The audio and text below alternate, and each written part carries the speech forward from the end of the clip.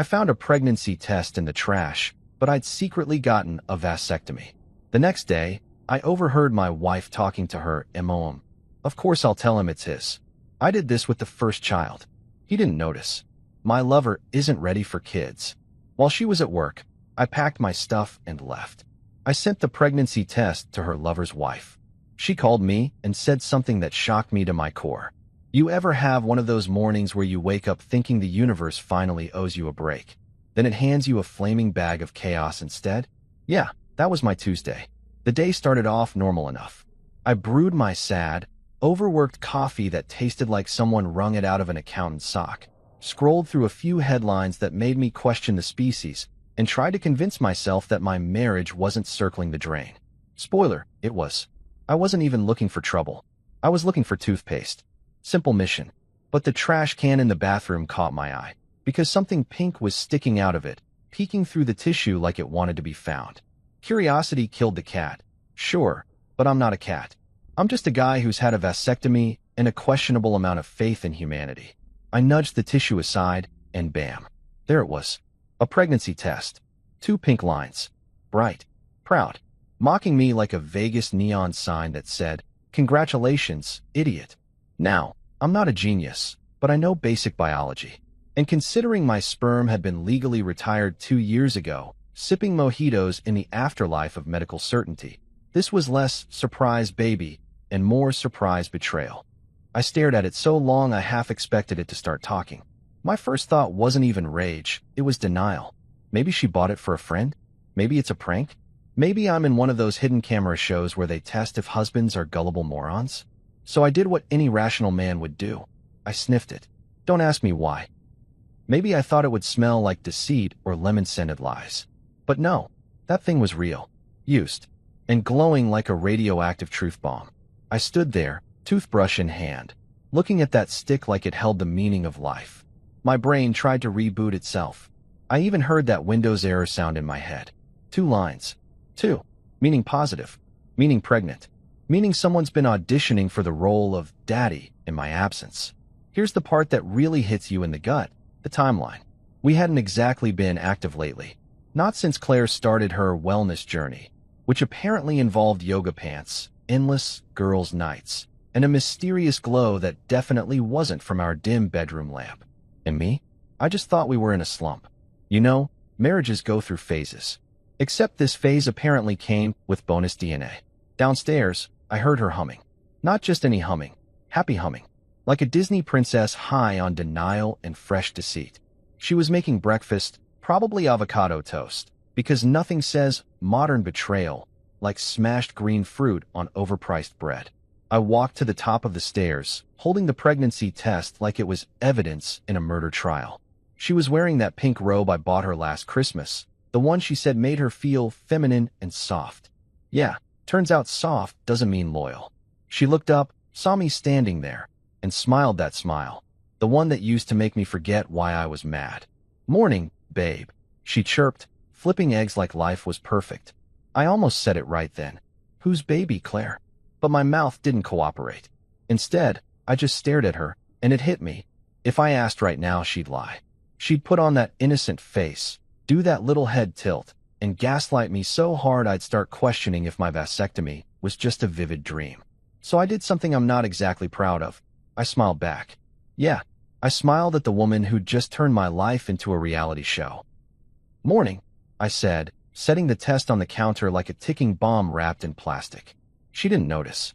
Too busy on her phone, probably texting someone who uses way too many emojis. I poured myself coffee, sat down, and just watched her. Every move suddenly looked choreographed. Every word had a new layer of meaning. "How'd you sleep?" she asked, casual as ever. "Like a man who's about to learn some very interesting things," I said. She laughed, totally missing the storm brewing 2 feet away. "You're so dramatic in the mornings," she said. "Oh, honey, you have no idea." After breakfast, she kissed my cheek and said she was heading to work early. "Big presentation," she said, grabbing her purse like a woman with secrets always has somewhere important to be. The door closed behind her, and I sat there, staring at the mug in my hand. My reflection in the coffee looked like a man who'd just been promoted to Fool of the Month. That's when the realization hit me. If I found this today, that means she took it last night. Meaning this wasn't some long-term thing. Meaning she'd probably been testing fate while I was sleeping upstairs, drooling into my pillow and dreaming about lower electric bills. I laughed, like really laughed. The kind of laugh that sounds too close to crying. So I did what any man on the verge of an existential meltdown would do. I Googled pregnancy test accuracy, like maybe the internet could tell me it's all a misunderstanding. Nope. The internet said 99% accurate. Like it was mocking me too. Fantastic. Science betrayed me. Then I went into detective mode. Checked the trash again. There were tissues, a receipt from the pharmacy, and an empty energy drink can. I checked the timestamp. Purchased at 8:43 p.m. last night. Same night she said she was working late. Cute. I leaned against the counter and took a deep breath. This was no longer confusion. This was clarity wrapped in rage. But the rage wasn't loud. It was quiet, the dangerous kind. The kind that sits in your chest like a loaded gun waiting for a reason. For 2 years, I'd been the supportive husband. Fixed her car. Took her family to dinner. Endured her mom's passive-aggressive comments about how some men just don't have the drive to provide. Lady, your daughter's drive led her straight into another man's passenger seat. But sure, let's talk about mine. And that's when it clicked. This wasn't just betrayal. It was insult to injury. I paid for the roof she cheated under. I bought the groceries she probably made post-affair omelets with. Hell, I even bought the damn robe she was humming in. If that's not irony, I don't know what is. I grabbed the test again, dropped it back into the trash, and washed my hands. Because apparently, betrayal feels sticky. The mirror caught my reflection. Tired eyes, clenched jaw, the look of a man who just unlocked a whole new level of stupidity. I looked myself dead in the eyes and said, "All right, Mason, you've got 2 options. You can lose your mind, or you can make a plan." Spoiler, I chose the plan. But before that plan came the calm. The eerie kind. I cleaned the counter, took another sip of my sad coffee, and chuckled. 2 lines, I muttered. Guess she's finally creative. I spent the rest of the morning pretending to work from home while mentally drafting the opening line to my inevitable divorce speech. Something classy. Something like, "It's not me, it's your complete lack of morals." By noon, the sun was bright, the birds were chirping, and my marriage was officially on life support. I took one last look at the trash can before heading out to work. That stupid little stick sat there like a silent confession. I swear, if it could talk, it'd say, "You're gonna need a lawyer, buddy." I closed the door behind me, the test still in the trash, the truth still humming in the kitchen, and me, Mason Reed, officially done being the clueless husband. The plot twist had arrived, and oh boy, I was about to become the main character.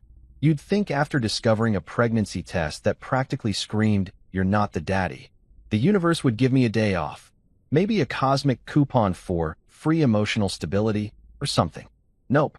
The next morning, life decided to turn the dial up to soap opera rerun. I woke up early, mostly because sleeping in a house full of betrayal makes your mattress feel like it's judging you. Claire was already up, humming again, because apparently betrayal sounds like show tunes now. She was making coffee, same as always, pretending everything was normal. That woman could win an Oscar for best performance by someone who doesn't deserve it. I poured my own cup and stood there in the kitchen like a ghost haunting his own marriage.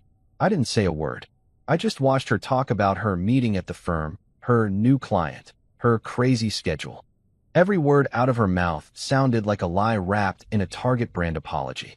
The whole time I kept thinking, do I call her out?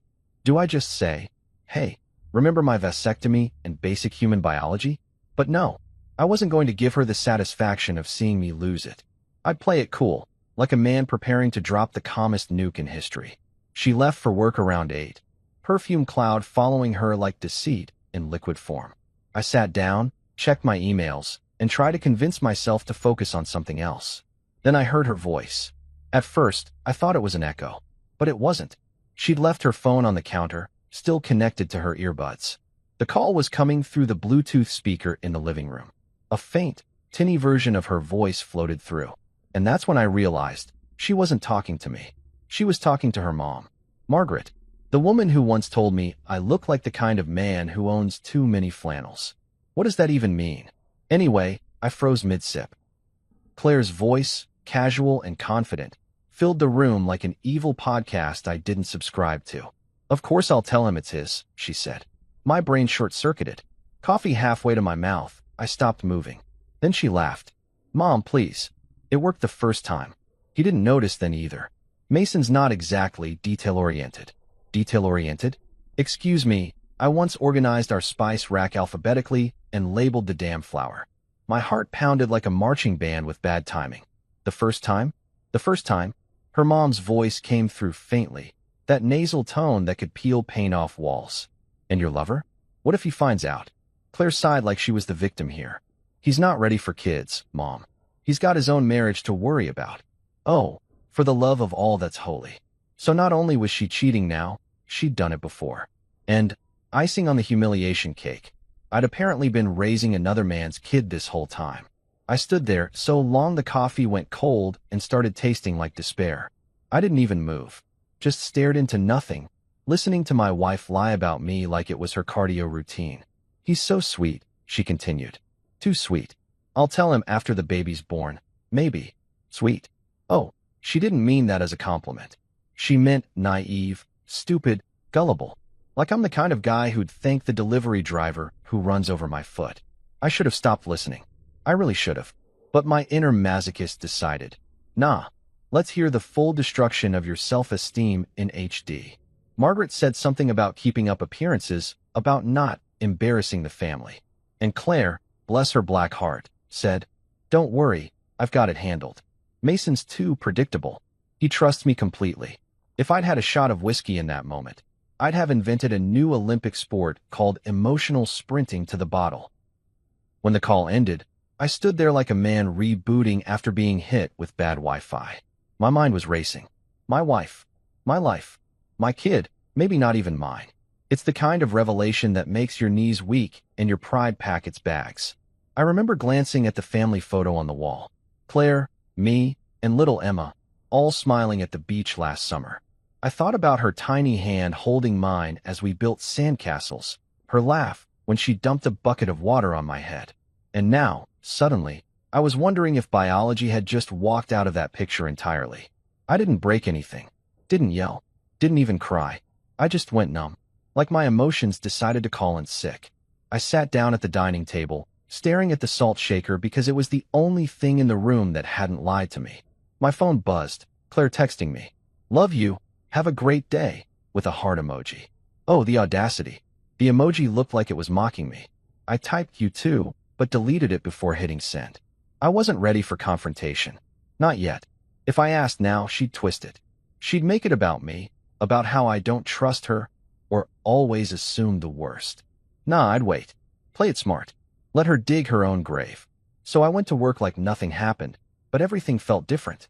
Even the air conditioner sounded judgmental. My coworker, Greg, asked if I was okay. You look like someone told you your car cheated on you, he said. Yeah, I replied, something like that. I couldn't concentrate. All day, I replayed her words. The first time, that phrase echoed like a bad chorus.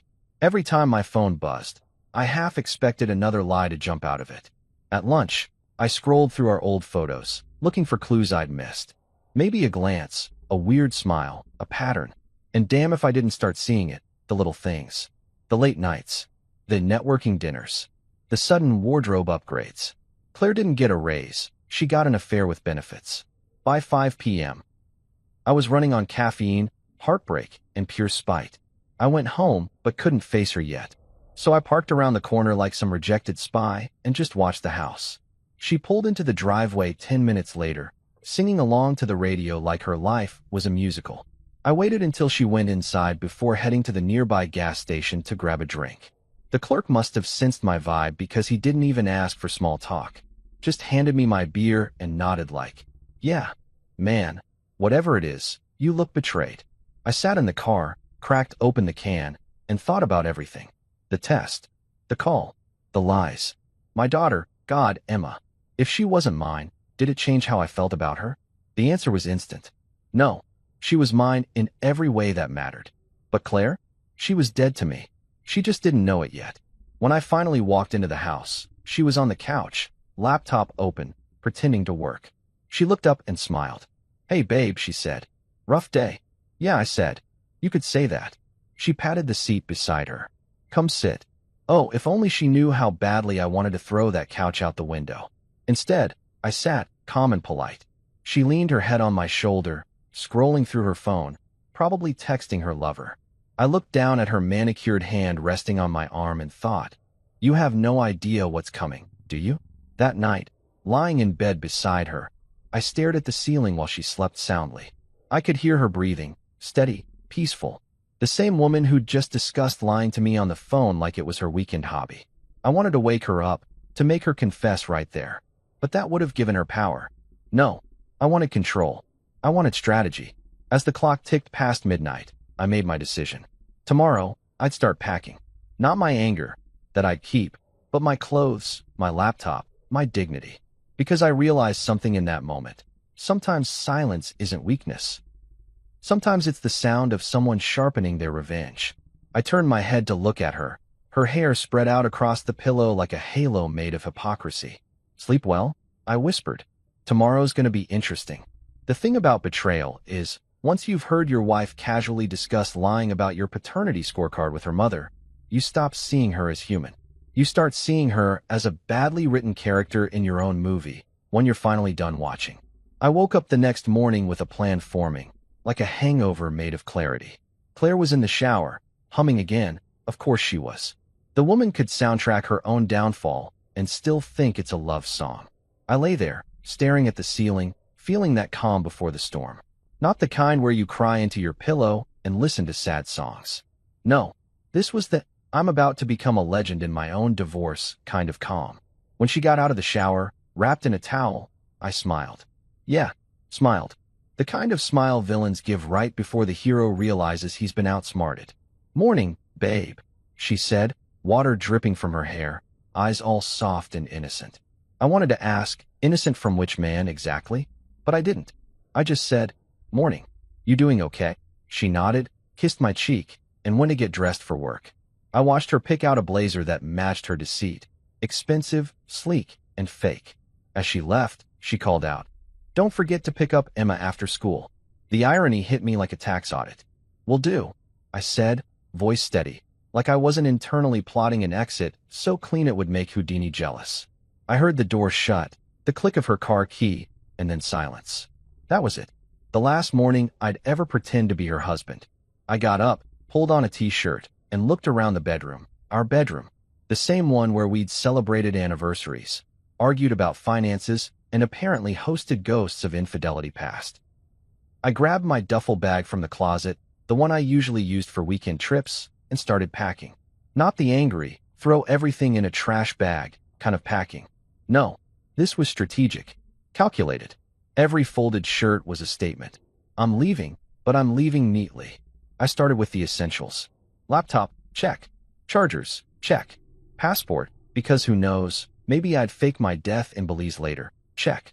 A few pairs of jeans, t-shirts, socks. My favorite hoodie that said, sarcasm is my superpower. I even debated taking the air fryer, but decided that might ruin the drama of the moment. Then I paused at the dresser. On top of it sat a framed photo of Claire, me, and Emma at Disney World. She had her mouse ears on, smiling like a Hallmark ad. I picked it up, stared at it for a long second, then set it face down. The photo wasn't a lie, but the woman in it was. Now, I didn't want to just vanish like some cliché ghost husband. No, I wanted her to know. I wanted the moment she walked in to be burned into her brain forever. I wanted her to feel that silence where my presence used to be. So, I wrote a note. Not a rage letter, not a manifesto. Just a simple, perfectly polite dagger. I pulled out a sticky note, because why not make my revenge aesthetic, and wrote, since you're good at creating new life, I figured you'd be fine creating a new husband too. All the best, Mason. I stuck it on the fridge, right next to her inspirational magnet that said, love grows here. Oh, it sure did. Just not for me. Then I grabbed my bag and headed out. The door shut behind me with a quiet click that sounded a lot like freedom. I half expected thunder to roll dramatically or a slow ballad to play. But no, it was just me and the morning air, crisp and clear. My heart was pounding, but not from fear. From adrenaline. This was it. The great escape. I tossed my bag into the trunk of my dented Subaru. Not exactly the car of a man making a power move, but it had character and reliable air conditioning. I got in, started the engine, and then immediately realized I'd forgotten my wallet. Of course, nothing like ruining your cinematic exit with a dose of real-life incompetence. I sat there for a second, sighed, and muttered, "Real smooth, Mason." Then I went back in, grabbed my wallet off the nightstand, and officially left. Driving away felt weird. Like, I thought you'd, emotionally process for 6 months first. Yeah, well, turns out betrayal's a hell of a motivator. He clapped me on the back. "Couch is yours. Just don't snore." That night, I sat on his couch, staring at the ceiling again, but this time it wasn't in despair. It was strategy. I wasn't done. Not by a long shot. Claire thought she had it figured out. Her little web of lies, her secret lover, her backup baby plan. But she underestimated one thing: how dangerous a quiet man becomes when he stops loving you. I started making lists. I'm a list guy. I listed accounts, passwords, joint bills. I made copies of everything, just in case she tried to play financial ninja later. I checked our shared email for any suspicious activity, and boy, was there plenty. Hotel confirmations, Uber receipts to addresses that weren't work. I even found a thank you email from a jewelry store, dated Valentine's Day. The kicker? I didn't get jewelry that year. I got a candle shaped like a cactus. So yeah, someone else got the diamonds. I closed the laptop and laughed. "You really picked the wrong guy to underestimate," I said to no one. Alex looked over from his gaming chair. "You talking to yourself again?" "Yeah," I said. "Motivational speech practice." The next morning, I woke up feeling lighter. Revenge looks good with 8 hours of sleep. I made breakfast, black coffee and toast, and checked my phone. Claire had texted me 7 times. First one said, "Where are you?" Second said, "We need to talk." Then came, "Mason, this isn't funny." And my personal favorite, "If you're trying to punish me, it's not going to work." Oh, sweetheart. It was already working. I didn't reply. Let her stew. Let her wonder. I imagined her walking into the kitchen, seeing that note, and feeling her stomach drop. Probably called her mom immediately. "He knows, Mom. What do I do?" And Margaret, queen of denial, probably said, "Play dumb. Cry. Men love tears." I smiled at the thought. "Cry all you want, Claire," I said under my breath. "You're just hydrating for the courtroom." Later that afternoon, Alex and I went out for burgers. I told him the whole story, every detail, every red flag I'd ignored. He listened, shaking his head. "You know, man, you always said she was out of your league. Turns out she's just out of her mind." "Facts," I said. "But hey, I'm free now. Free and slightly homeless." He grinned. "At least you've got your sense of humor. Bro, it's either laugh or set her car on fire." I chose laughter for legal reasons. That night, I drafted an email to my lawyer. Nothing dramatic. Just, "Hey, I think my marriage qualifies for the irreconcilable differences plus betrayal package."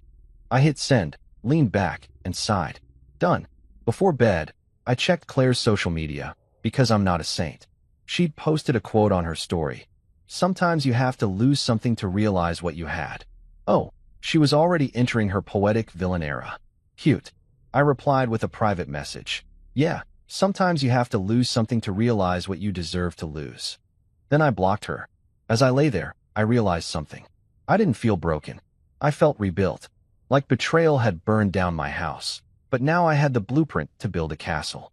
Tomorrow, I decided I'd take the next step. Step 2 of Operation Freedom. But tonight, I just smiled, whispered, "Good luck, Claire," and drifted off knowing that for once, I was the one writing the plot twist. There's a unique kind of peace that comes after you've detonated your life on purpose.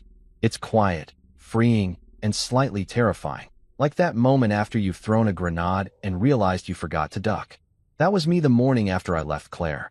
I woke up on Alex's couch with a sore neck, an overinflated sense of dignity, and a new hobby, revenge planning. See, I wasn't about to go full angry ex-husband and torch her designer handbags in the yard. No. I wanted poetic revenge. Something with flair. Something she'd feel. While sipping coffee that tasted like regret and gas station filters, I thought about how to serve karma without burning my fingerprints off. That's when it hit me. If Claire wanted to play secret family with her mystery man, I'd deliver a baby shower gift early. Truth. Straight to his doorstep. wrapped in poetic justice. I'd spent years being the loyal idiot. Time to audition for a new role, the man who mailed receipts. I started with a little detective work. Remember how I said I'm detail-oriented, no matter what Claire told her mom? Yeah, that skill came in handy. I knew the guy's name, Derek, because she'd let it slip once in a text she claimed was for a client. Classic cheater mistake, saving your affair partner under a fake name like Sam, but forgetting to delete the email signature. Rookie move. So, I found his wife. Took me 10 minutes. Social media is basically the FBI with filters. Facebook, Instagram, LinkedIn, bingo. There she was, Natalie. PDA mom energy, a little too into inspirational quotes. And this part was gold. A family photo captioned, "My rock, my soulmate, my forever." Oh, honey, if only you knew your forever was out here doing lunch dates with my wife and making unplanned sequels. I sat there grinning like a villain on a caffeine rush. The plan was simple. I grabbed the pregnancy test I'd saved. Yes, I kept it. Don't judge me. It was Exhibit A in the case of People vs. My sanity. I wiped off the tissue bits, put it in a small gift box from an old birthday present, and printed a note. Just one line. No drama. No signature. Congrats. You're going to be a stepmom. Elegant. Brutal. Chef's kiss. I mailed it first thing that morning. Priority shipping, of course, because karma shouldn't arrive late. Then I went back to Alex's, cracked open a beer at 10 a.m., and toasted myself for evolving from victim to vigilante. I figured I'd never hear from her. Maybe she'd scream, maybe she'd cry, maybe she'd hire a hitman named Chad. But I didn't expect what came next. About 24 hours later, my phone rang. Unknown number. Normally, I don't answer those. Nothing good ever follows that ringtone. But my gut said this is about to get juicy. So I picked up. Mason, a woman's voice said. Nervous. Trembling. Depends who's asking, I replied, because I watch too many crime shows and I like the drama. This is Natalie.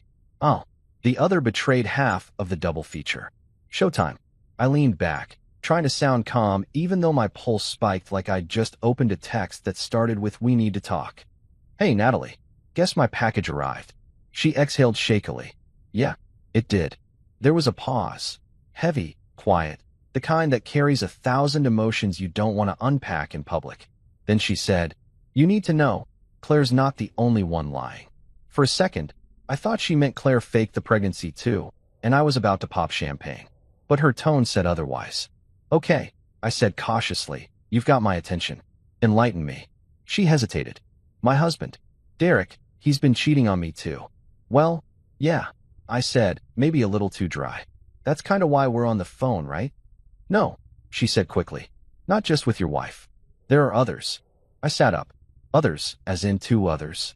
3, she whispered. All from his office. Claire was just one of them. I blinked. You're telling me this man had a rotation? She laughed bitterly. More like a loyalty program. I whistled low. Guess I wasn't cheated on. I was part of a corporate benefits package. Even through the phone, I heard her snort, the kind of laugh that only comes after you've cried enough to fill a swimming pool. And right then, something shifted. I realized we weren't enemies. We were co-survivors in the same dumpster fire. 2 passengers on the Titanic of love, clinging to opposite ends of the same floating door. Look, I said, you didn't deserve this, and neither did I. But maybe, just maybe, we can make it hurt a little for them. There was a pause, then a quiet, almost dangerous kind of chuckle. I was hoping you'd say that. I liked her immediately. Not in the romantic way, at least not yet, but in the teammate in chaos way. Natalie had the calm fury of a woman plotting a murder, but still making dinner plans. My kind of person. We spent the next 20 minutes comparing notes. She told me Derek had been using the same excuses Claire did. Late meetings, urgent deadlines, corporate events, that somehow always involved hotel bars. We even realized they'd probably coordinated some of those lies together. She mentioned dates, and I cross-referenced them with Claire's girls' nights. It matched perfectly. A synchronization of deceit. Bonnie and Clyde, but make it HR compliant. Unbelievable, I said, pacing. I married a woman who couldn't remember my favorite color, but somehow kept her alibi calendar tighter than the CIA. Natalie sighed. You think you know someone, and then you find out they're starring in a whole other series you weren't even cast in. Yeah, I said, shaking my head. And we're the unpaid extras. She laughed again, short, sharp, exhausted. I'm done crying, she said finally. Now I just want to expose him. That's when the idea really started forming. Oh, I was already halfway there, but now? Now I had an ally. Someone who knew the players, the office politics, the weak spots. A double agent with receipts. We'll talk more tomorrow, I said. But trust me, Natalie, we're not just gonna expose them. We're gonna make it memorable. Before hanging up, she said something that stuck with me. You know, Mason, you sound weirdly calm for someone whose world just blew up. I smiled. That's because I stopped seeing it as a tragedy. It's a plot twist. And I love plot twists. After the call, I sat there in silence for a long time. My beer had gone warm, but I didn't care. I replayed everything in my head. Her words, Claire's lies, the years I spent playing family with a woman who probably thought she was untouchable. But she wasn't. Nobody's untouchable when you've got nothing left to lose. Alex came home from work and found me staring at my phone like a man plotting global domination. Dude, he said cautiously, you look like you're about to start a cult. Not a cult, I said. A collaboration. With who? The wife of my wife's boyfriend. He blinked. That sentence is exhausting. Welcome to my life, I said. That night, I couldn't sleep. My mind was on overdrive. Every text, every memory, every fake smile. It all replayed like a bad movie marathon. But now there was an undercurrent of excitement. I wasn't powerless anymore. For the first time since this nightmare began, I had control. Before finally drifting off, I drafted one final text to Claire. Short, sweet, and vague enough to keep her panicking. Hey, we'll need to talk soon. About what you've been hiding. Then I turned my phone off. Let her lose sleep for a change. As I closed my eyes, one thought lingered, warm and satisfying. The truth was out there now, spreading like wildfire, and it wasn't just Claire's secret anymore. It was a shared disaster. And the best part? I'd just met the one person who hated them as much as I did. Tomorrow, we'd start planning the real show. If you've never been part of an unofficial betrayed spouses support group, let me tell you, it's oddly liberating. Especially when the other member is just as fed up, furious, and funny as you are. After that call with Natalie, I couldn't stop thinking about her words. Not in a sentimental way, but in a we're about to pull off the emotional version of Ocean's 11 kind of way. I woke up the next morning with a sense of purpose I hadn't felt since the last time I fixed the Wi-Fi on the first try. The mission, partnership, and vengeance. Because misery might love company, but revenge? Revenge throws a full-blown dinner party. I met Natalie the next day at a little coffee shop downtown, neutral territory. I got there early, because I'm the kind of guy who likes to choose a seat that faces the door. Years of marriage taught me to expect ambushes in broad daylight. The cafe smelled like overpriced beans and bad decisions. I ordered black coffee, no sugar, because I was in mourning and sweeteners felt disrespectful. She walked in 5 minutes later, wearing sunglasses big enough to hide an identity crisis. She looked exactly like I felt, exhausted but dangerous.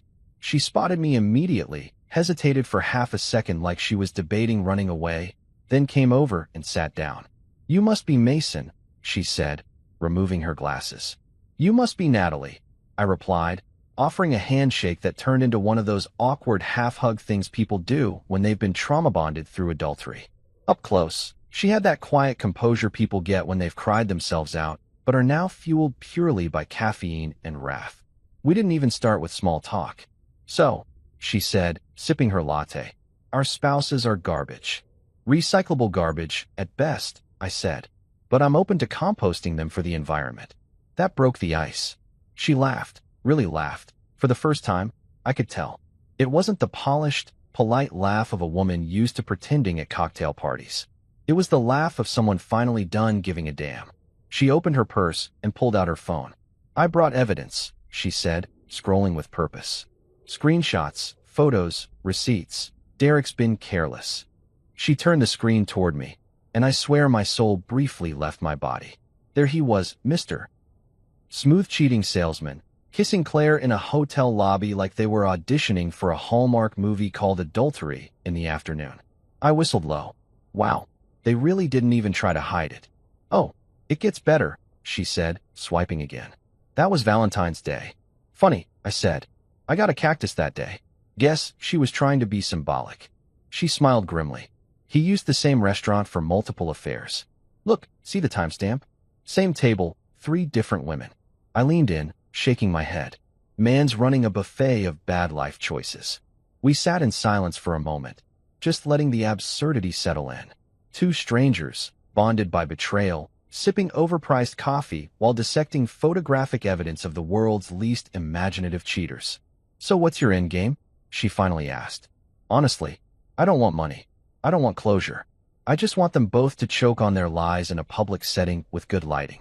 Her eyes sparkled, mischievous, darkly amused. Same. That's when we started plotting.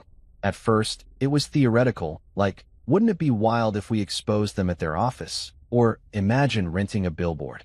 But the more we talked, the more we realized, why not actually do something? It wasn't revenge anymore, it was performance art. We mapped it out on a napkin like 2 criminals in a diner scene. Step 1, gather more proof.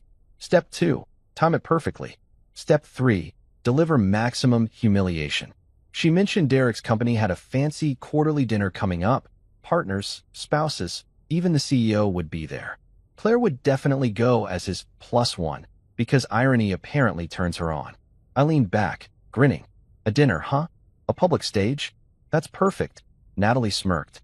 What are you thinking? I'm thinking we make it a double feature. You show up. I show up. They both think they're getting away with it. Then, mid-meal, we serve them the truth. She blinked, then grinned slowly. A live reveal. Exactly. Think of it as the crossover episode nobody asked for. We clinked coffee cups like conspirators sealing a pact. Over the next few days, we became a duo of digital detectives.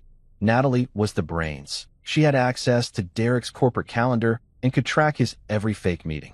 I was the muscle, by which I mean the guy with time on his hands and nothing left to lose.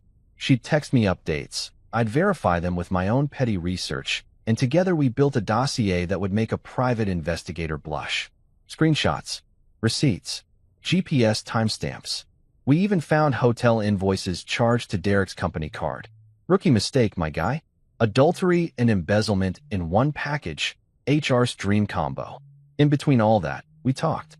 Not just about the cheaters, but about everything. Life, jobs, kids. Turns out Natalie had a teenage son who thought his dad was a hero. She was dreading the day she'd have to tell him otherwise. I told her about Emma, about how she was too young to understand any of this, but old enough to notice when her parents stopped smiling in photos. We found this weird rhythm, dark humor mixed with empathy. At one point, she asked, "Do you ever wonder if we missed the signs because we didn't want to see them?" "Every day," I said. "But honestly, I think we saw them. We just hoped we were wrong." She nodded. "Yeah, hope's a hell of a drug." By Friday, we had everything ready. The dinner was set for Saturday night at Riverside Bistro, classy place, overpriced steak, and enough fake laughter to drown a conscience. Natalie got the RSVP list through a contact in Derek's company. Sure enough, both our spouses were attending. Together, like nothing was wrong. Like the universe hadn't already signed their emotional death certificates. The plan was simple. I'd get there first, sit at a corner table. Natalie would come in later. We'd both observe until the right moment. Then, boom. Reveal. Short, sharp, surgical. No yelling, no chaos. Just 2 calm, collected spouses dropping truth bombs while sipping wine. Think less Jerry Springer, more Scorsese. The night before, Claire texted me again. "Can we talk? Please?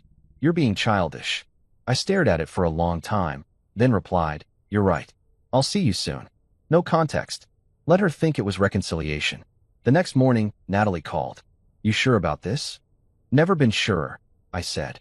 "Besides, I already dry cleaned my best shirt. Would hate to waste that effort." She laughed softly. "You're really something, Mason." "Yeah," I said, "so they keep telling me. Usually right before they ruin my life."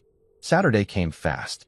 I spent the afternoon pretending to be normal, did laundry, grabbed lunch with Alex, who insisted on giving me an unnecessary pep talk. "Remember, dude," he said, pointing his fry at me. "Revenge is best served cold, but dessert's optional." "Noted," I said. "I'll keep the souffle light." By 7 p.m., I was outside Riverside Bistro. The place was glowing, soft jazz, candles, fake smiles behind glass.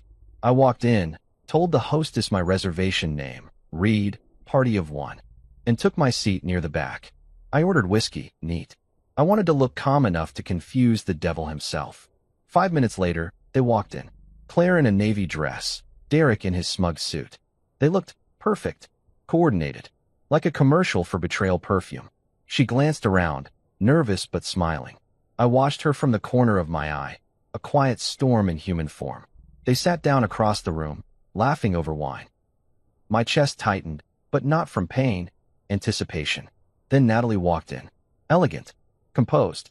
She looked like revenge in heels. She spotted them immediately and gave me a subtle nod. Showtime. I could have caused a scene.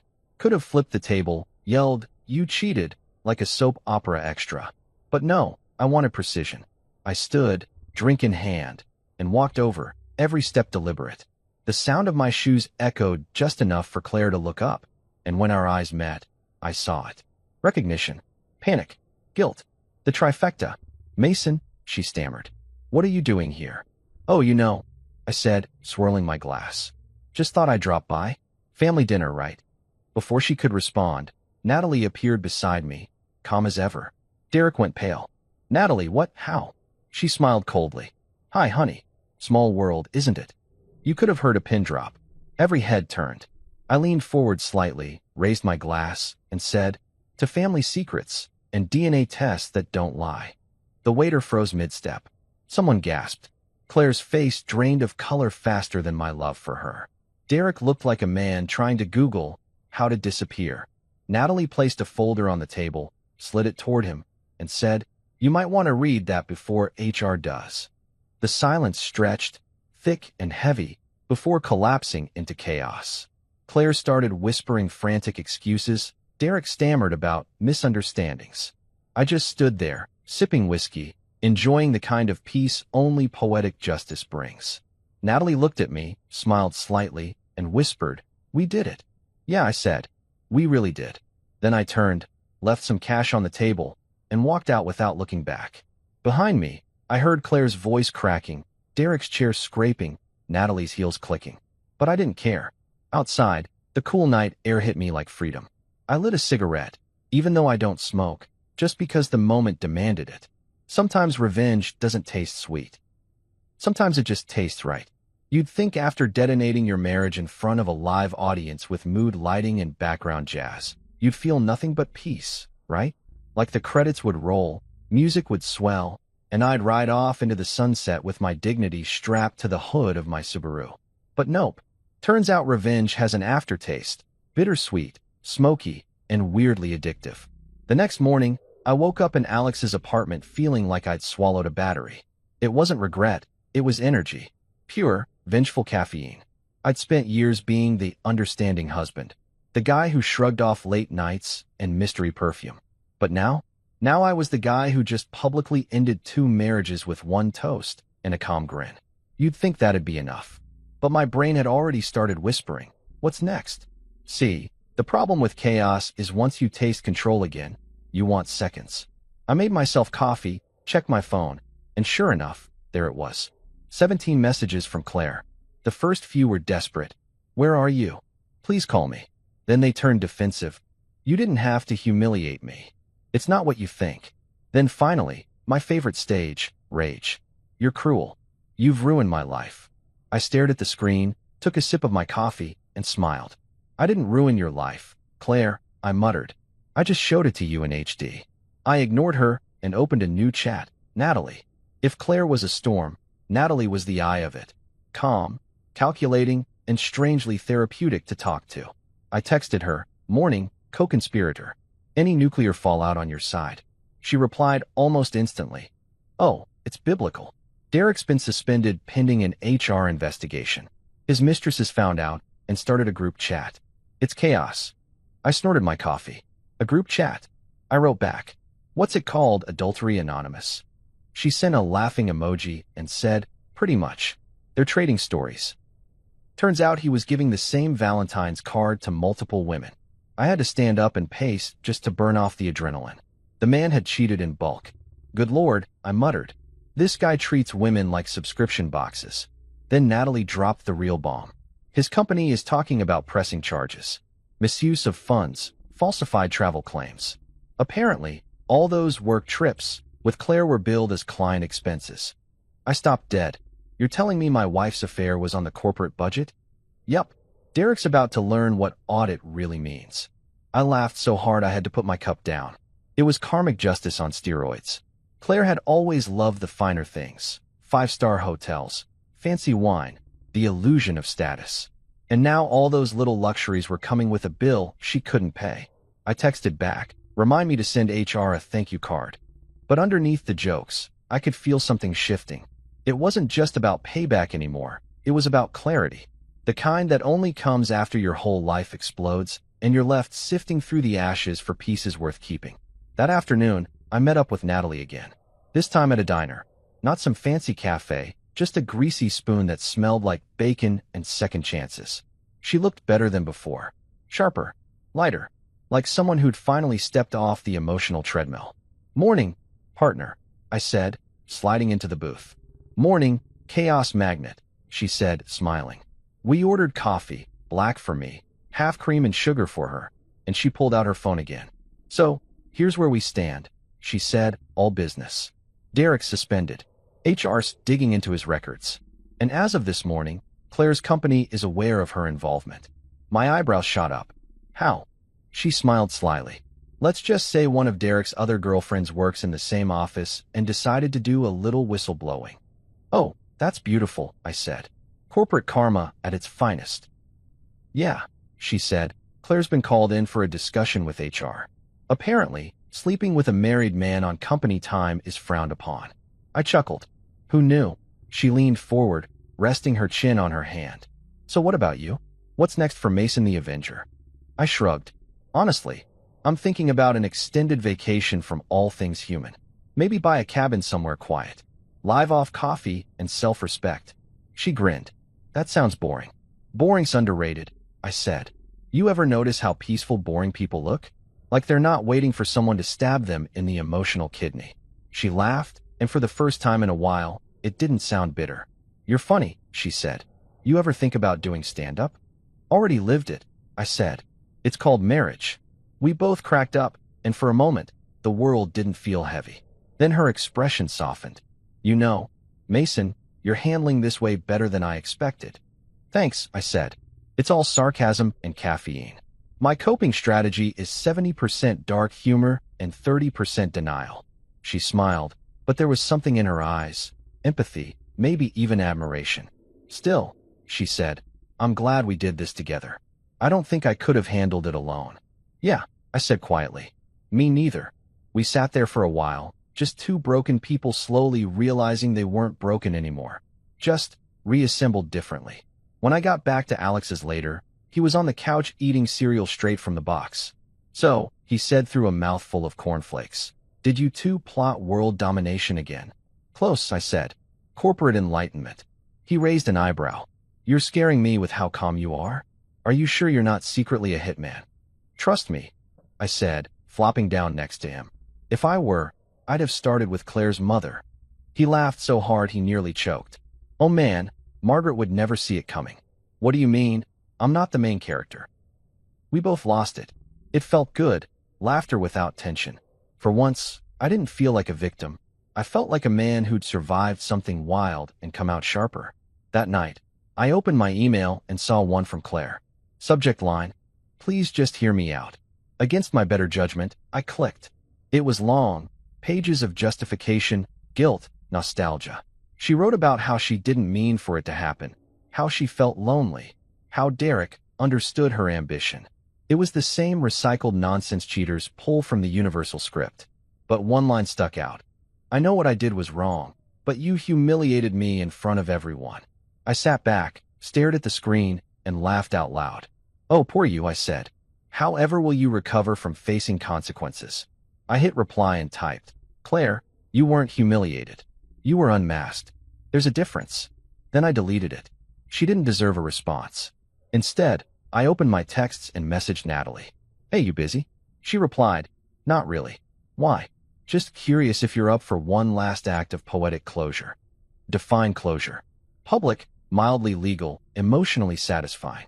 She sent a laughing emoji. I'm in. Details. So I told her my idea. We'd send anonymous letters to everyone Derek and Claire had lied to. Their bosses, their families, even their friends. Not cruel ones. Just factual. Screenshots, timelines, truth. Nothing hits harder than reality delivered without commentary. We spent the next 2 days crafting digital dossiers. Natalie handled Derek's side. I handled Claire's. Every email was polite, professional, devastatingly precise. We didn't insult them. We didn't rant. We just presented the facts like case studies in deceit. By the end of it, I felt weirdly peaceful, like I'd finally drained the last drop of resentment. On the 3rd day, Natalie called. You know what's crazy? She said. I don't even care about him anymore. I just feel done. Yeah, I said. It's like cleaning out your garage. You hate the process, but once the trash is gone, you can finally breathe. She laughed softly. You really do have a metaphor for everything. Occupational hazard of being betrayed, I said. You start narrating your own movie. That night, I walked outside onto Alex's tiny balcony. The air was cool, the city humming below. I looked at the skyline and realized I wasn't angry anymore. Not at Claire, not even at myself for missing the signs. I was just aware. Aware that love doesn't always end with fireworks. Sometimes it ends with paperwork and screenshots. My phone buzzed one last time. A text from Natalie. To new beginnings. Whatever that means. I smiled. To new beginnings, I replied. For the first time in months, I slept without replaying old conversations in my head. No what-ifs, no imaginary arguments, no bitterness. Just quiet. Operation Enlightenment wasn't about revenge. It was about truth. And maybe, just maybe, a little bit of freedom disguised as chaos. There are certain moments in life when you know you're walking into history. Yours, specifically. Not the kind they'll teach in classrooms, but the kind your therapist will later call a significant turning point. That's how I felt pulling up to Riverside Bistro that night. My shirt crisp, my sarcasm sharper than the steak knives inside.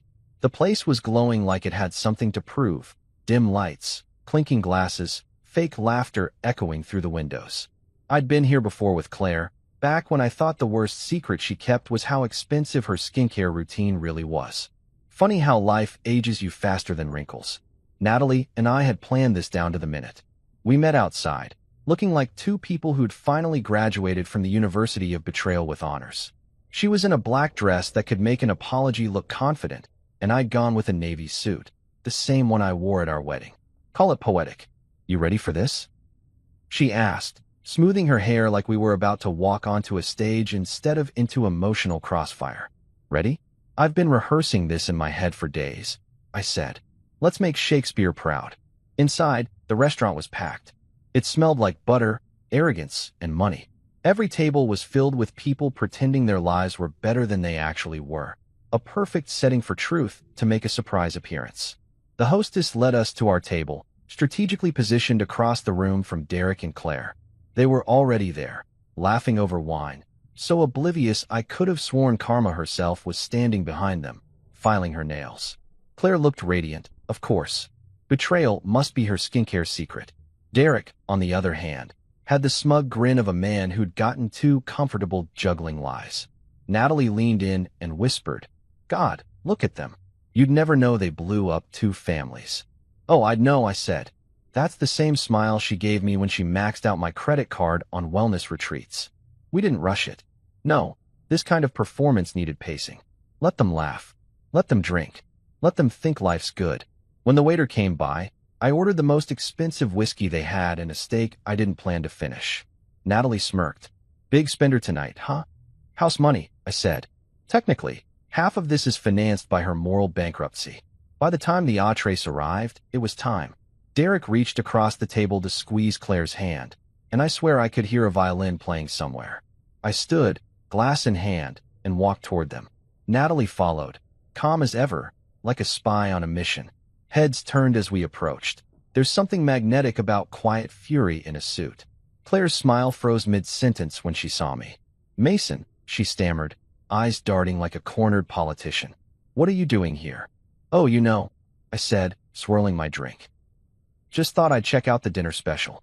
Heard betrayals on the menu. Derek choked on his wine. Natalie stepped forward, resting her hand lightly on his shoulder. Hi, sweetheart, she said sweetly. Surprised to see me?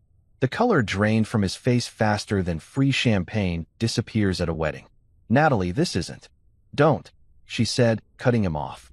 We both know exactly what this is. Every nearby table had gone silent. The air was thick with tension and nosy curiosity. A waiter froze mid-step with a tray of desserts, his eyes bouncing between us like he'd just walked into live theater. I raised my glass, gave the room a polite smile, and said, "To family secrets and DNA tests that don't lie." A few people gasped.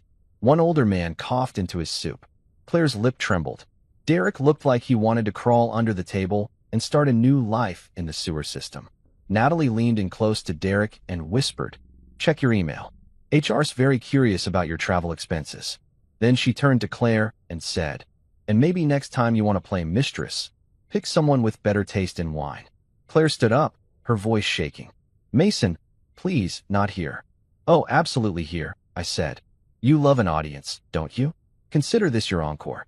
Derek tried to intervene, raising his hands like a referee at a cheating championship. "Look, everyone calm down." "Buddy," I said, "you're the last person who should say the word everyone. You've had more audiences than Broadway." The table next to us actually clapped. I kid you not, clapped. Someone whispered, "Oh my God, this is better than Netflix." Claire's mascara started doing what her morals had already done, run. She reached out for me, voice cracking. "Mason, please, I can explain." "I'm sure you can," I said, stepping back. "You've always been great at storytelling. Just make sure to cite your sources this time." Natalie crossed her arms, looking almost bored. "I think we're done here," she said calmly. "Enjoy your meal, Derek. It might be your last one not served on a plastic tray." We turned and walked out, leaving behind a room full of dropped jaws and whispered commentary. The hostess gave us this wide-eyed look like she'd just witnessed a ghost.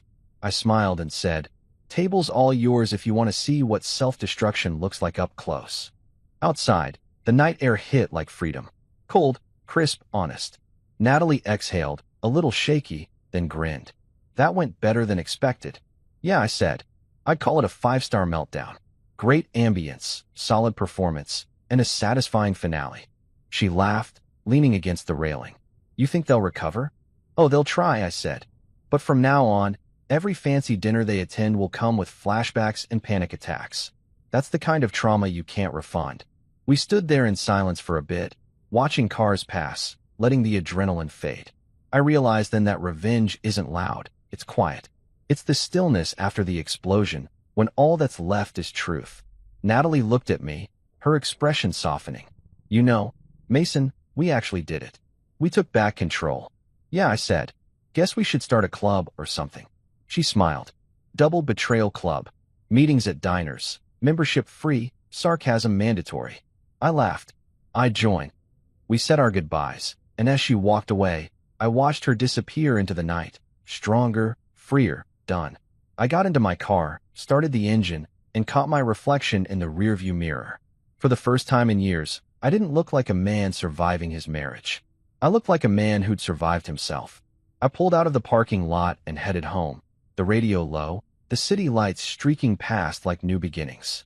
Behind me, somewhere in that restaurant, 2 people were probably arguing, crying, and blaming each other. Let them. They deserve the noise. Me? I had silence, and for once, it sounded perfect. The morning after the restaurant showdown felt like waking up after a thunderstorm. Everything looked calm, but you knew something big had been rearranged. The air was clearer, my phone heavier, and my peace louder. I lay there staring at the ceiling of Alex's spare room, waiting for guilt or regret to crawl in, but all that showed up was satisfaction with a side of hunger. I'd burned my old life down in front of a live audience, and now I was craving breakfast and new beginnings. But peace in the age of smartphones doesn't last long. My phone buzzed like an angry hornet on the nightstand. Claire. Again. Her texts had evolved overnight like a toxic Pokemon. Stage 1 had been denial. Stage 2, pity party. Now we were at Stage 3, emotional blackmail wrapped in victimhood. "You embarrassed me, Mason. Everyone's talking about it. Do you realize what you've done? You ruined my reputation." "Oh, sweetheart. Your reputation ruined itself when it decided to take a hotel loyalty card out in Derek's name." I ignored the first few, but then she sent a voice note. I debated listening, curiosity winning out because I'm only human, and I hit play. Her voice came through, shaky but sharp. I don't know what you think you've accomplished, but you didn't have to do it like that. You could have just left. You didn't have to humiliate me. I laughed out loud. That's the cheater's national anthem. You didn't have to expose me. I almost replied. Don't worry, the humiliation was complimentary, but decided to let her stew. Let silence be my closing argument. Meanwhile, the world was already doing what it does best, spreading gossip faster than wildfire in a dry forest. My phone was a notification graveyard. Co-workers, old friends, even my Aunt Susan asking, is it true what they're saying? I didn't even know what they were saying, but based on the looks I got at the coffee shop that morning, it was entertaining. I'd become local folklore, the guy who turned a dinner reservation into a public execution. One barista actually winked at me and said, "Legend." I tipped her extra because recognition should always be rewarded. I scrolled through Facebook later, and that's when I saw it, the digital apocalypse.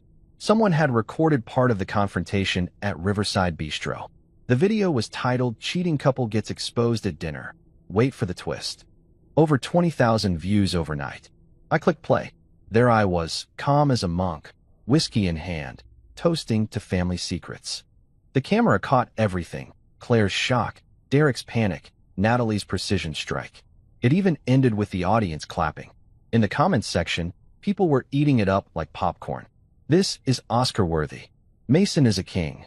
Claire's mascara deserves an Emmy. I probably should have been mortified, but honestly, I was proud.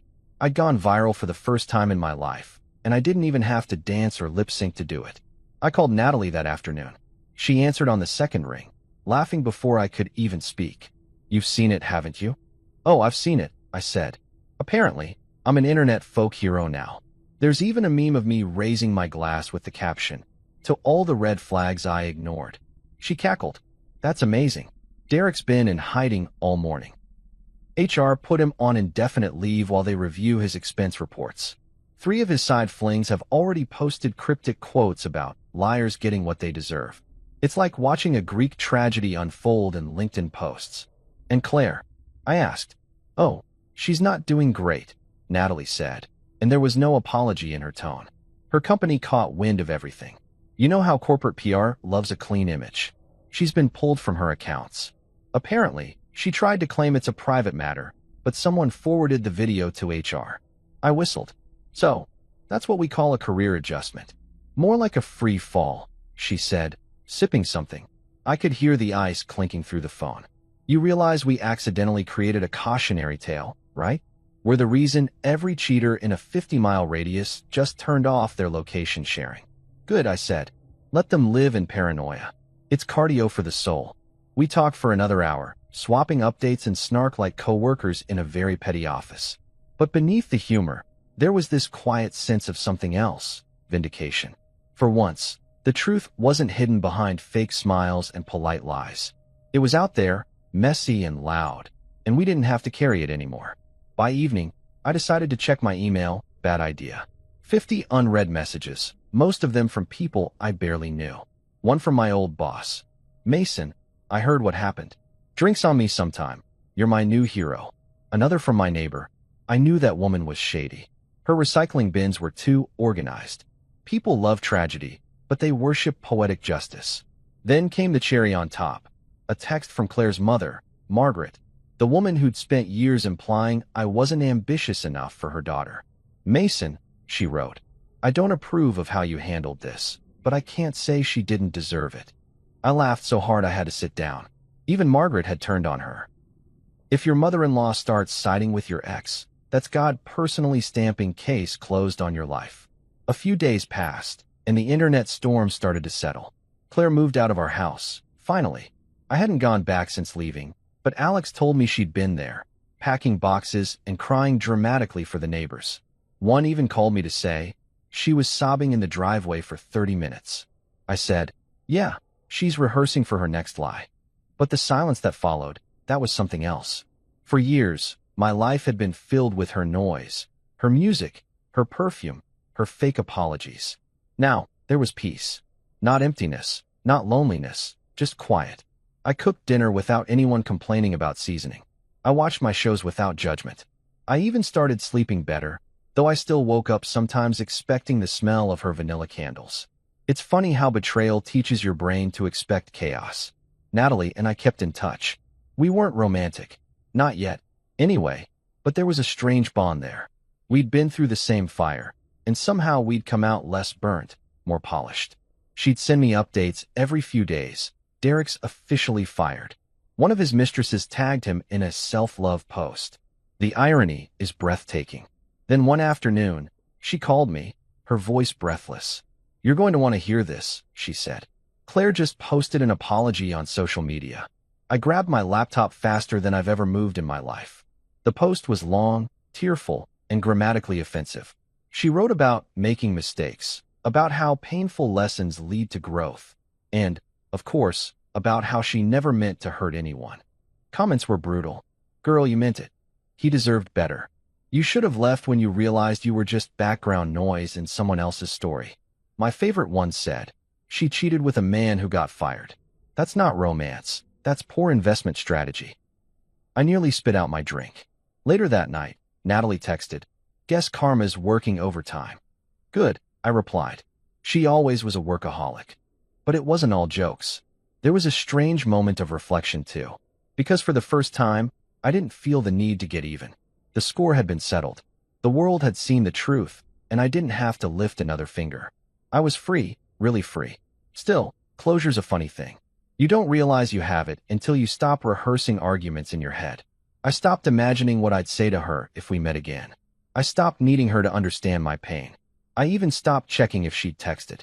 She did, of course, every few days. Little messages like, "Can we just talk?" or "I miss what we had." But I didn't reply, because what we had wasn't love. It was an unpaid internship in disappointment. About a week later, Natalie invited me over for dinner. "A friendly thing," she said. I went, not expecting much. But when I walked into her place, it felt peaceful. Warm light, music playing low, the smell of real food. Not pretense, not performance. Just calm. We ate. We laughed. We talked about everything except them. And somewhere between the laughter and the silence, I realized something. Sometimes, revenge isn't about hurting them. It's about healing you. As I left that night, she walked me to the door, smiling softly. "You know," she said, "for two people who've been lied to, we're doing pretty damn well." "Yeah," I said. "Guess honesty hits different when it's finally real." She laughed. "You really should write a book." "Already did," I said. "It's called How to Spot Red Flags Before They Become Divorce Papers." She rolled her eyes, but I caught the smile she tried to hide. As I drove home, I thought about how strange life is. A month ago, I was married, comfortable, and clueless. Now, I was divorced, slightly internet famous, and happier than I'd ever been. Turns out peace doesn't look like perfection. It looks like finally laughing without guilt. I parked the car, leaned back, and looked at the night sky. No drama, no texts, no noise. Just stars and quiet. And for the first time, I didn't feel like the man who got cheated on. I felt like the man who'd survived the storm and come out shining. You ever think life's done throwing curveballs at you, then it winds up and nails you in the ribs just for sport? That was me, 3 weeks after the restaurant fiasco, living my best divorced and thriving life. Or at least trying to. I was calmer, sharper, borderline zen. My phone was quiet for once. I'd stopped stalking Claire's social media, stopped replaying the "how could she" monologues, and started focusing on what really mattered. Figuring out what the hell to do with all this new freedom. You don't realize how much time betrayal frees up until your weekends are suddenly wide open. No fake family brunches, no charity galas where your wife flirts with the donors. Just peace, pizza, and me. But of course, peace doesn't last long when karma's still doing inventory. It started with a phone call. I was in my kitchen, mid-toast, when my phone buzzed with a number I didn't recognize. Normally, I'd let it go to voicemail, because nothing good ever starts with unknown caller, but I answered anyway. "This is Mason," I said. "Mason, hi. It's Natalie." Her voice was steady, but there was an edge there, the kind people get when something big's about to drop. "Hey, Nat," I said. "You sound serious. What's up? Did Derek finally join a monastery?" She didn't laugh. "You might want to sit down." "That bad?" "That poetic," she said. "Derek's company just fired him." I blinked. Fired? Like, Walk of shame with the cardboard box fired. Exactly that. They found out he'd been charging hotel stays, flights, and dinners under client entertainment. Except the clients were your wife and 3 other women. The CFO personally escorted him out. It's everywhere. LinkedIn, office group chats, the whole circus. I grinned so hard my toast almost fell out of my mouth. Oh, I'm framing this day. The man cheated on corporate time and company dime. Efficiency at its finest. Here's the kicker, she said, lowering her voice like we were discussing nuclear codes. He's broke. I choked on my coffee. Broke? As in karma just repossessed his lifestyle. Yup. All the fancy gifts he gave Claire. Company card. They're demanding repayment. His accounts are frozen pending investigation. He's in serious legal trouble. I leaned back, whistling. So, to summarize, man loses job, gets audited, and can't even buy gas without HR approval. I love it when poetic justice writes its own sequel. Me too, she said, chuckling. It gets better. Claire tried to call me this morning. What? I sat up. She called you. Yup. Apparently, she thought maybe I'd understand what she's going through. I didn't answer, obviously. But from what I hear, she's spiraling. Derek dumped her last night. I almost felt bad. Almost. Let me guess. He blamed her for getting him caught. Exactly, Natalie said. Told her she ruined everything and then blocked her. She's officially alone. Mason. That last sentence hung in the air. I should have felt triumphant. I should have thrown a victory parade in my living room. But instead, there was this strange, hollow calm. Not pity. Exactly. More like closure wearing sunglasses. Guess she's finally getting her karma, I said quietly. She is, Natalie said. And for what it's worth, I think you handled this whole thing with more class than most people could have. I smirked. Oh, I don't know. I did turn a restaurant into a live-action soap opera. Yeah, but you did it politely, she said, laughing. That counts. We talked for a bit longer, trading updates, laughing at Derek's downfall, and then hung up. I sat there afterward, staring at the wall, realizing something strange. Revenge wasn't supposed to feel this peaceful. I wasn't angry anymore. I wasn't even smug. It was like I'd walked out of a movie theater after the perfect ending, credits rolling, popcorn gone, heart unburdened. Then, of course, life decided I was getting too comfortable. That evening, Claire called. Again. I almost ignored it, but something in me said, let's see what rock bottom sounds like. I answered. Claire. Her voice cracked like static. Mason, please, just hear me out. I've heard enough, I said. Unless you're about to Venmo me for all the years I financed your lies, there's really nothing to discuss. She sighed. I made a mistake. No, you made a series of well-planned choices, I said. Let's not downgrade it to a mistake. Mistakes are forgetting your keys. This was a business strategy. She was silent for a moment, then said softly, I don't expect forgiveness. I just want you to know Derek wasn't what I thought he was. Welcome to the club, I said dryly. We meet on Thursdays. Bring your own tissues. Mason, I lost everything, she whispered. My job, my savings, him. And whose fault is that?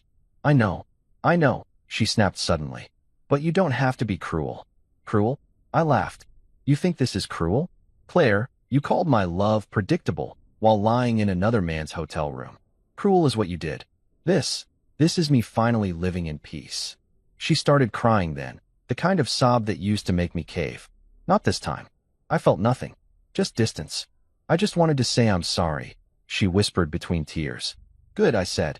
Now say it to yourself. Then I hung up.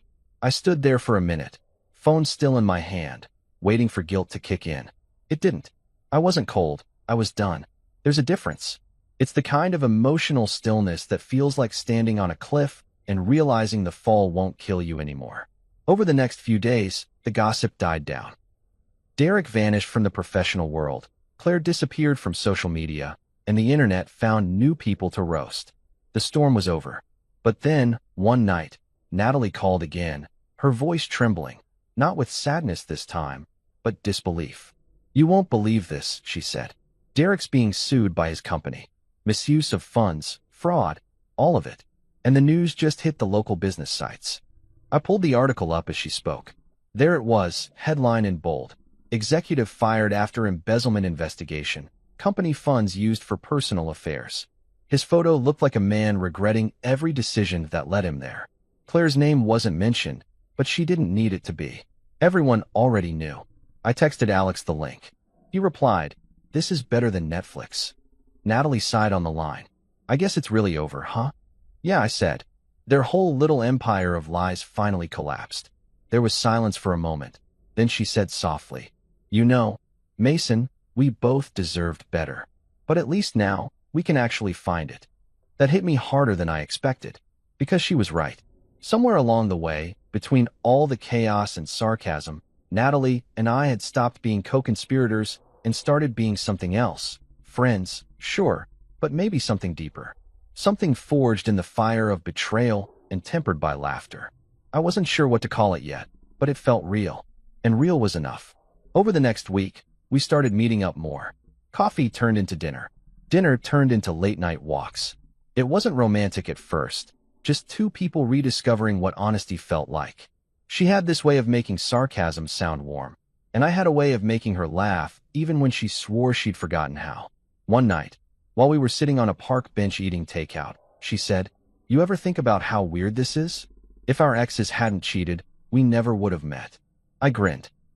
"So, technically, we should send them a thank you card?" She laughed. "Maybe not that far." "Fine," I said. "How about a fruit basket labeled, 'You messed up, but we appreciate the introduction'?" She rolled her eyes, but the smile lingered.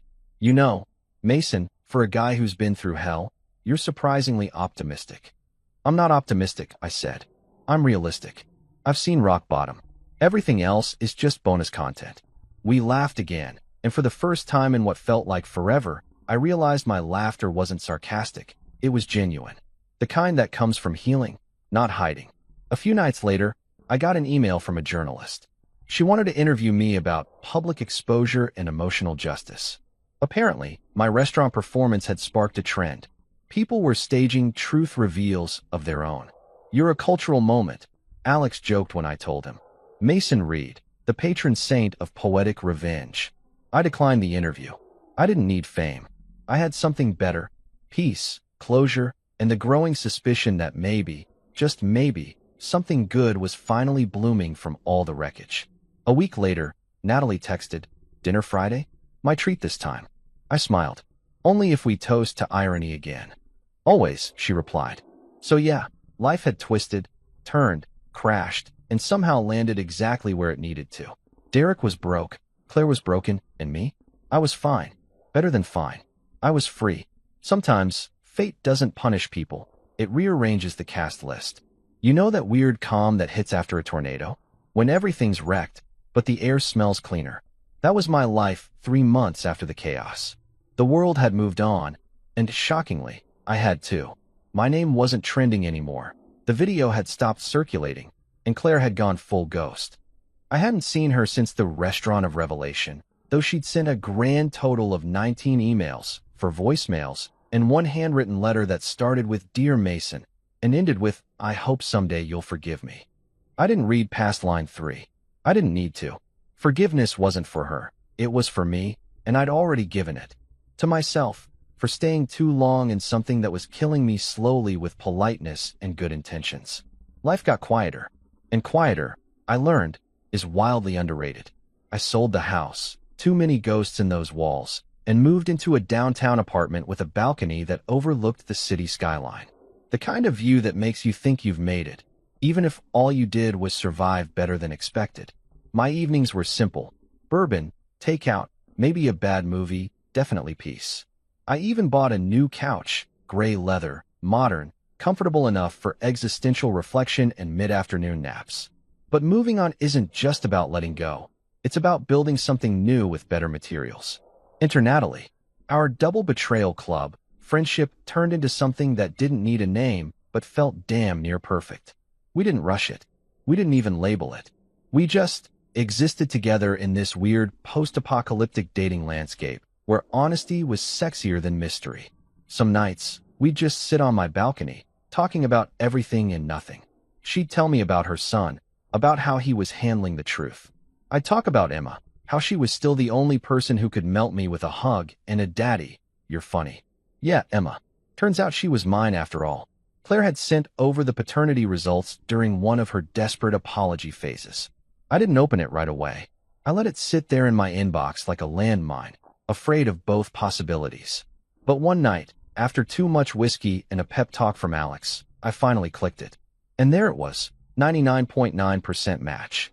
My little girl was mine. Biologically, emotionally, spiritually, mine. I cried. The real kind, not the movie kind. The kind that burns on the way out, but leaves you feeling lighter. I called her the next morning, and when she picked up, her little voice said, "Daddy, are you coming to my dance recital?" I said, "Wouldn't miss it for the world." And I meant it. That recital was a defining moment.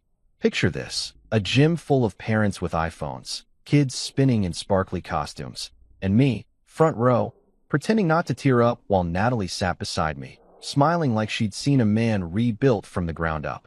When Emma saw me in the crowd, she waved mid-spin, nearly took out another kid, and I laughed so hard the woman next to me shushed me. It was perfect. When it ended, she ran into my arms yelling, "Did you see me, Daddy?"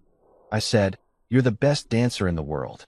And for the first time in a long time, I felt like one part of my life was still pure. Claire had taken a lot, but she couldn't take that.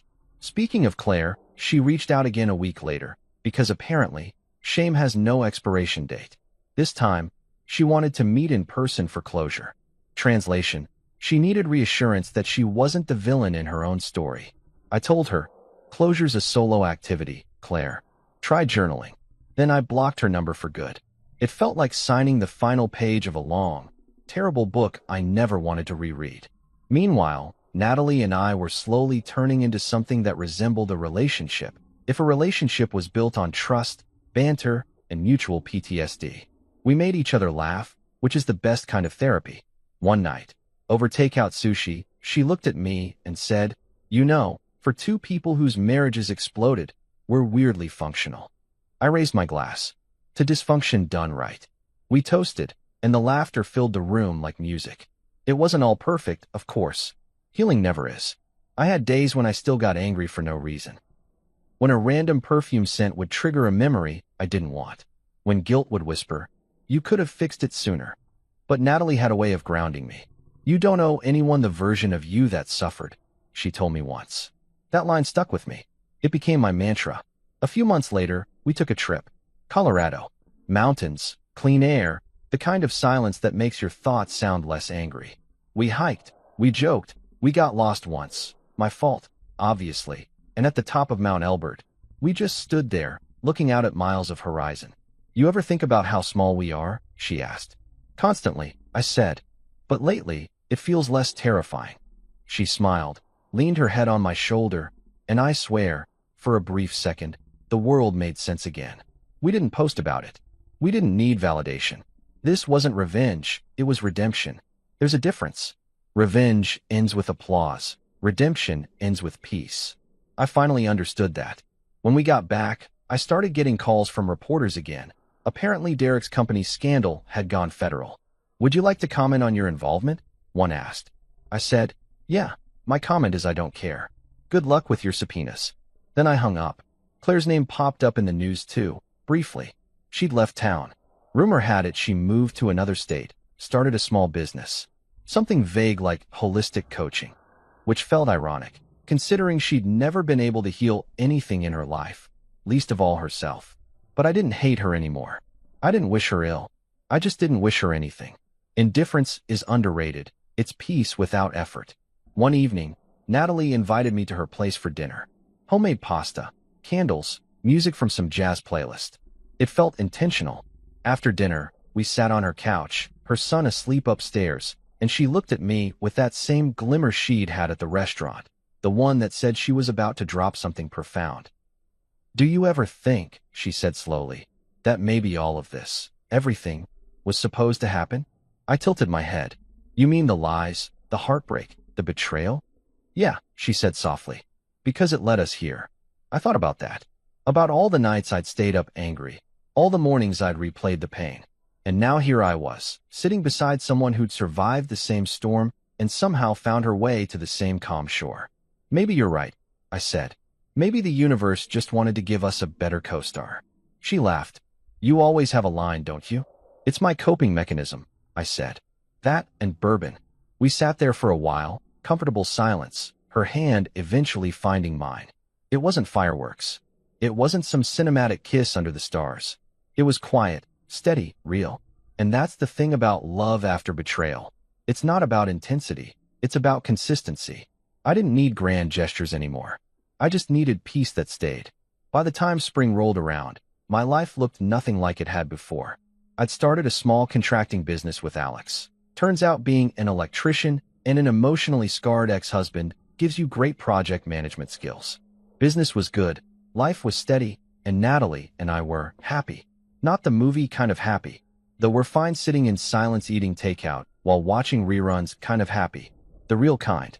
One afternoon, I got a call from Emma's teacher.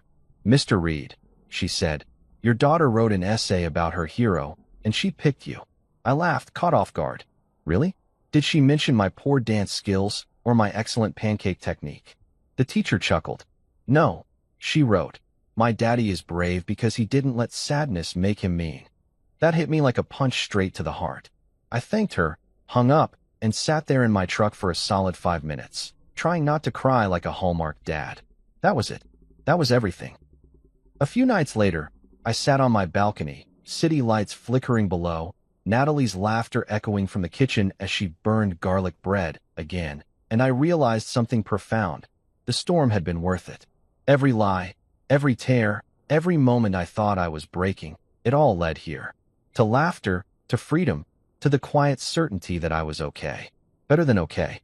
So, yeah, I moved on. With style, with scars, with humor.